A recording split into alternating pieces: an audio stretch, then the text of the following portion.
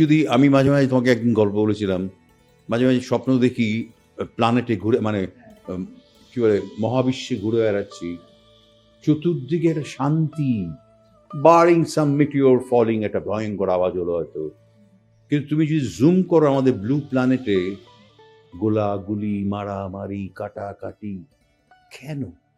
এটা আমরা অ্যাভয়েড করতে পারি না? খুব ডিফিকাল্ট, আমি জানি, কিন্তু শ্রেষ্ঠ মনীষীরা কিন্তু সেটা চেষ্টা করেছেন। রিলিজিয়ন সেটাই চেষ্টা করেছে।